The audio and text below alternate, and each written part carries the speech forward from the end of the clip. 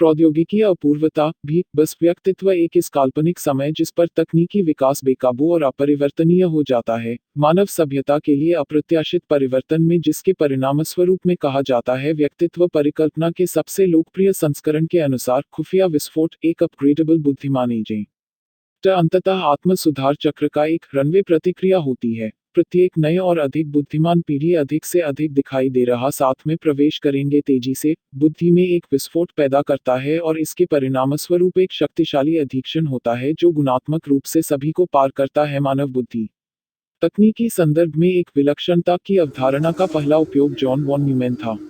4 स्टेनिस्लाव वुलम ने von Neumann के साथ एक चर्चा की, प्रौद्योगिकी के त्वरित प्रगति और मानव जीवन के तरीके में बदलाव पर केंद्रित है, जो मानव मामलों से परे दौड़ के इतिहास में कुछ आवश्यक विलक्षणता के निकट आने का आभास देता है, जैसा कि हम उन्हें जान सकते हैं, जारी नहीं रख सकते। इसके बाद के लेखकों ने इस दृष्टिकोण को प्रतिध्वनित किया।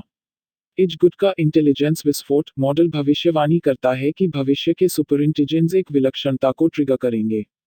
अपने 1993 के निबंध द कमिंग टेक्नोलॉजिकल सिंगुलैरिटी में वनोर विंज द्वारा अवधारणा और विलक्षणता को लोकप्रिय बनाया गया था, जिसमें उन्होंने लिखा था कि यह मानव युग के अंत का संकेत देगा, क्योंकि नए अधीक्षण खुद को उन्नत करते रहेंगे और तकनीकी रूप से आगे बढ़ेंगे एक समझ से बाहर की दर पर।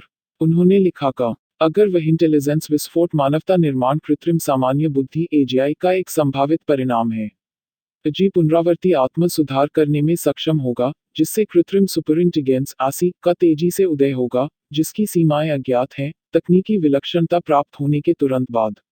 इजगुड ने 1965 में अनुमान लगाया था कि कृत्रिम सामान्य बुद्धि एक खुफिया विस्फोट ला सकती है। उन्होंने अलौकिक मशीनों के प्रभावों पर अनुमान लगाया, क्या उन्हें कभी बता दें कि एक अल्टीमेट जुड मशीन को एक ऐसी मशीन के रूप में परिभाषित किया गया है जो अब तक किसी भी आदमी की सभी बौद्धिक गतिविधियों को पार कर सकती है। चूंकि मशीनों का डिजाइन इन बौद्धिक गतिविधियों में से एक है, एक अल्ट्रा इंटेलिजेंट मशीन भी बेहतर मशीनों को डिजाइन कर सकती है, फिर निर्विवाद रूप से एक खुफिया विस्फोट होगा और मनुष्य की बुद्धि बहुत पीछे रह जाएगी। इस प्रकार पहली अल्ट्रा इंटेलिजेंट मशीन अंतिम आविष्कार है जिसे मनुष्य को कभी भी बनाने की आवश्यकता होती है, बशर्ते कि मशीन हमें यह बताने के लिए पर्याप्त है कि इसे कैसे नियंत्रण में रखा जाए। अरेंड हिंसर, जो कि एक असिस्टेंट प्रोफेसर भी हैं of integrative biology and computer science and engineering, Michigan state university में, उन्होंने एआई को 4 हिस्सों में कैटेगराइज किया है जो कि कुछ इस प्रकार हैं। स्ट्रॉन्ग एआई, इस प्रकार के आर्टिफिशियल इंटेलिजेंस को जनरल आर्टिफिशियल इंटेलिजेंस भी कहा जाता है। इस प्रकार के आई सिस्टम में जनरलाइज्ड मनुष्य की बुद्धिमत्ता होती है, जिससे कि ये समय आने पर अगर इसे कोई डिफिकल्ट सा टास्क दिया जाए तो ये आसानी से उसका सॉल्यूशन निकाल सकता है।